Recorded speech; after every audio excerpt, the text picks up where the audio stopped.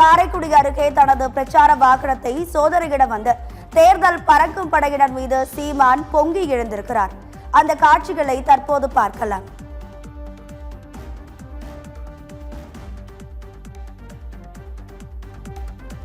வாக்குக்கு காசு ஓட்டுக்கு 1000 2000 போடுறாங்க. 30 கோடி கிட்ட ஒதுக்கி எல்லாம் தெரியும், உங்களுக்கு தெரியும். அதையே முடிக்கிறது பறக்கும் படை சாலையில் போற வரணும் என்னைக்கு சோதனைப்படுத்தவே இல்லை. நீங்க இந்த ஆட்டுக்குட்டி எடுத்துட்டு போறவே ஆஸ்பத்திரிக்கு போனாலும் முடிச்சு காசு கிடைக்கிறது. ஓட்டுக்கு காசு கொடுக்காம உங்களால் தடுக்க முடியுமா? ஐயா ஸ்டாலின் வரும்போதும் பார்க்கணும், எடப்பாடி வரும்போதும் பார்க்கணும். புரியுதா?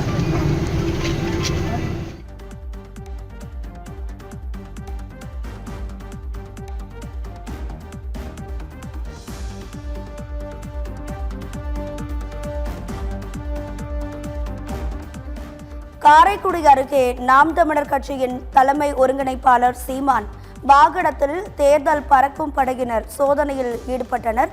அப்போது சீமான் தேர்தல் பறக்கும் படை அதிகாரிகளிடம் வாக்குவாதத்திலும் ஈடுபட்டிருக்கிறார். ஆட்டுக்குட்டி விற்பவரையும் மருத்துவமனைக்கு செல்பவரையும் தான் சோதனை செய்கிறீர்கள், வாக்குக்கு பணம் கொடுக்கும் ஒருத்தரை கூட கைது செய்ய முடியவில்லை எனவும் சீமான் தெரிவித்திருக்கிறார். இது தொடர்பான காட்சிகளையும் பார்த்து வருகிறோம். வாக்குக்கு கோடிக்கணக்கில் பணம் கொண்டு செல்பவர்களை ஏன் பிடிக்க முடியவில்லை என்றும் அவர் கேள்வி எழுப்பியுள்ளார்.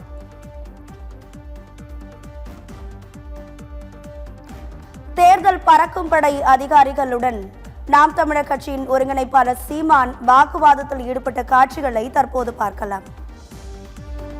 வாக்குக்கு காசு ஓட்டுக்கு 1000 2000 போடுறாங்க. 30 கோடி கிட்ட ஒதுக்கி எல்லாம் தெரியும், உங்களுக்கு தெரியும்.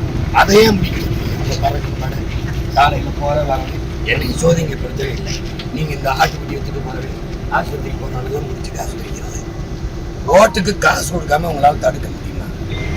ஐயா ஸ்டாலின் வரும்போதும் பார்க்கணும், எடப்பாடி வரும்போதும் பார்க்கணும். புரியுதா?